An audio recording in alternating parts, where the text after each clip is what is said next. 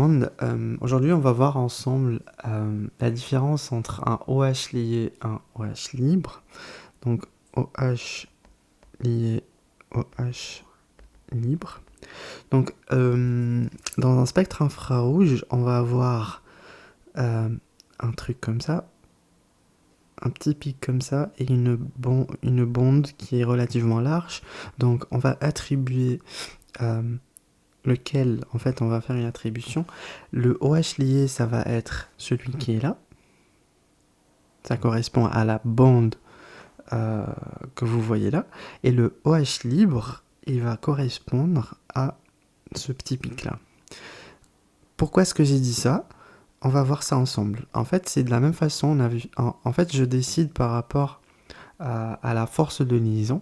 Donc, je me base sur la force de liaison et j'essaye de réfléchir de la même façon que j'ai faite dans la dernière vidéo que j'ai publiée. Donc, comment on fait ? On va rappeler la loi de Hooke. Et la loi de Hooke, elle dit que le nombre d'ondes est égal à 1 sur 2 PC. Alors, 1 sur 2 PC, racine carrée de K sur mu. Et je vous rappelle que K, on a dit que c'est la force de liaison. Et que mu, c'est en centimètres moins 1, c'est ce qui apparaît sur les abscisses, l'axe des abscisses. Okay, en fait, c'est les nombres d'ondes. Et on avait dit aussi qu'il existe une relation entre ces deux. Plus celui-là, il augmente, plus la constante de liaison, elle augmente. Plutôt la force de liaison. Il faut le voir, il faut le dire à l'envers pour mieux comprendre. Plus la force de liaison, elle augmente, plus on a un nombre d'ondes important. C'est-à-dire, plus j'ai une bande qui est forte, plus en infrarouge, on la voit vers la gauche. Okay ? Donc, je vous rappelle que pour un ordre, on va en fait commencer par une liaison sigma, une double liaison, donc une liaison pi, et une triple liaison. Celle-là, elle est plus grande, elle est plus forte, mieux dire que celle-là, ok ? Donc la liaison simple sigma, elle est très faible, ok ? Par rapport à la liaison pi. Donc nous, on a abordé l'exemple du carbonyle, donc plutôt l'exemple d'ester et d'acide carboxylique. On avait un acide carboxylique et on avait une autre molécule, c'était un ester, et on a dit que l'ester, on lui a attribué en fait une bande de 1700 par exemple 70 cm-1, et concernant l'acide carboxylique, on a dit que c'était plutôt vers 1550 cm-1. Et comment on a justifié, comment est-ce qu'on a justifié l'attribution de ces bandes, c'est-à-dire ces valeurs-là ? En fait, on a dit que ici, dans les deux cas, plutôt, on a une délocalisation des électrons.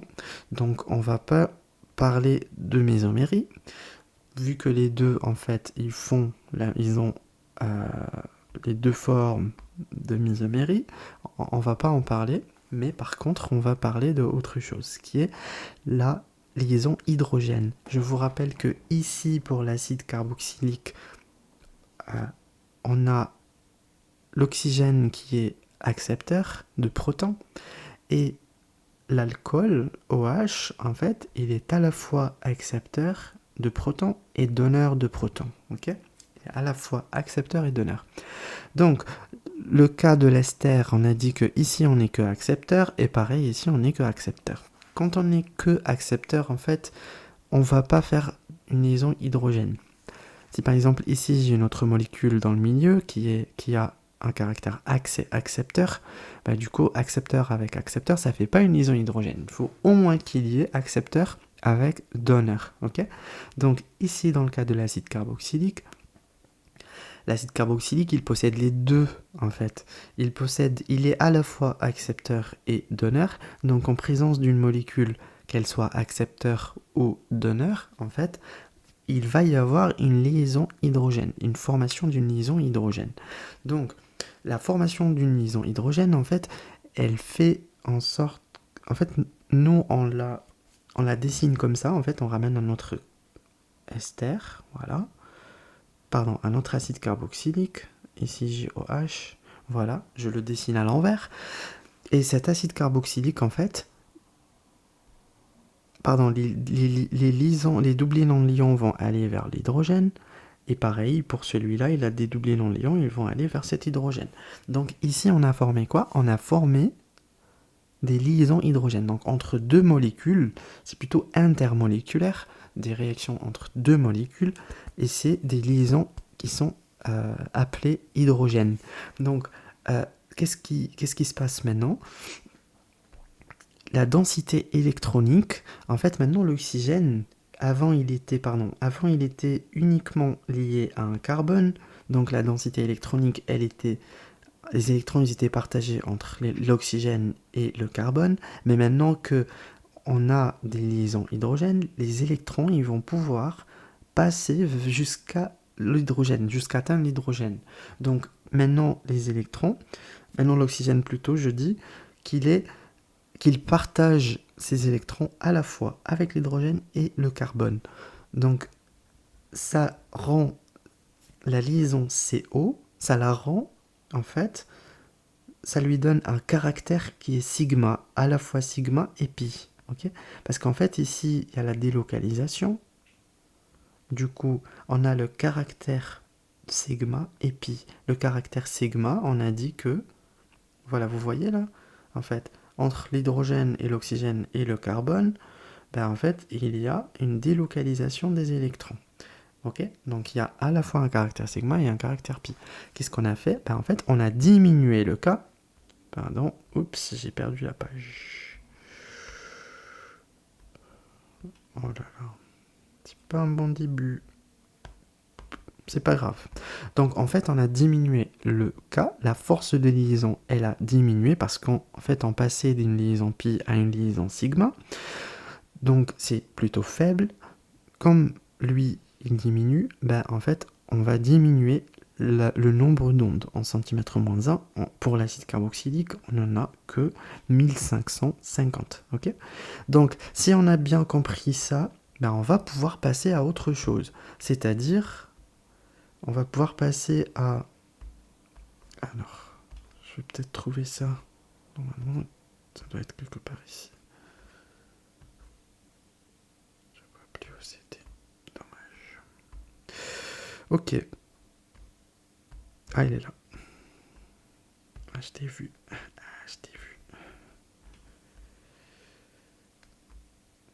Oups.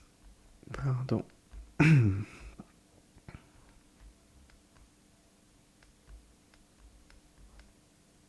Bon, je trouve plus, c'est pas grave. Ok, donc on continue. Donc maintenant qu'on a compris l'histoire de la loi de Hooke, on va essayer de parler, de dire pourquoi est-ce on appelle un truc comme ça libre, un OH libre, et un truc comme ça, une bande comme ça, comme une patate, un OH lié. Ben, en fait, tout simplement, pour la même raison. Déjà, le OH lié, il est un peu vers la droite, c'est-à-dire en termes de nombre d'ondes, il est faible, il n'est pas très fort, et le OH libre, en fait, il est plutôt vers la gauche. Donc, vraiment, le nombre d'ondes est élevé, est important. Okay, donc, si le nombre d'ondes est important, c'est-à-dire que la constante, pardon, que la... comment on appelle ça?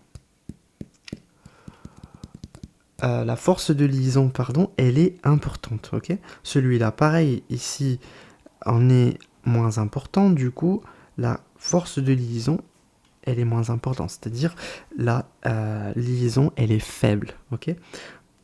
Comment on peut illustrer ça avec un autre facteur, ce qui est le solvant.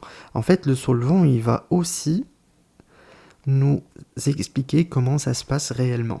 Dans une solution, par exemple, ou plutôt dans un milieu réactionnel, si on utilise un solvant, par exemple, on fait une dilution avec l'eau, du coup une dilution avec H2O.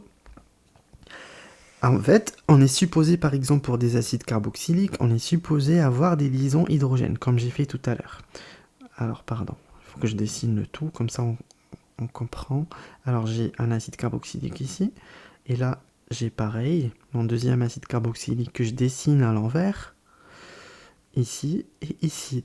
Ça, en fait, c'est sans qu'il y ait un solvant. Ça, c'est sans solvant. C'est-à-dire, il ne faut pas que je dise sans solvant, mais plutôt sans dilution.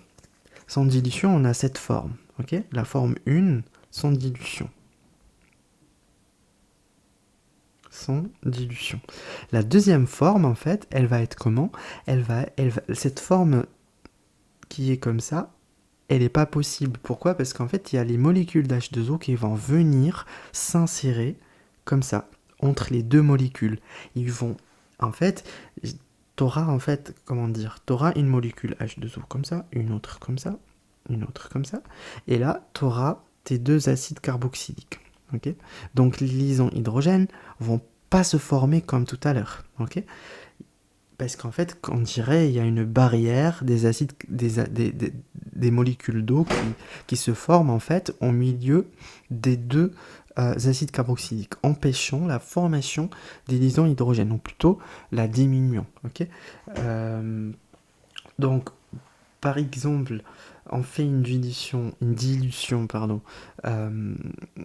Par exemple, on a une solution A, donc c'est une solution d'alcool. Elle a été diluée 10 fois. Et on a une autre solution que l'on appelle B, encore une solution du même alcool, mais qui a été diluée 500 fois. Donc ici, quand on dit elle a été diluée 500 fois, c'est qu'on a mis beaucoup d'eau, c'est-à-dire ici la concentration, je ne peux pas dire concentration H2O, mais H2O, la quantité, elle est vraiment élevée. Il y a pas mal de molécules d'eau qui vont s'insérer entre les deux alcools.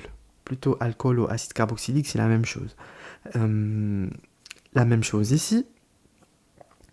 Ici, on n'a que 10. En fait, c'est-à-dire qu'on a très peu de H2O. Mais quand même, il y en a. Il y a du solvant. Il y a de l'H2O qui va s'insérer entre les deux molécules. Donc, on s'attend à quoi ? On s'attend à avoir sur le spectre infrarouge deux bondes. Une bonde, un truc qui est comme ça et un truc qui est plutôt comme ça. Du coup, laquelle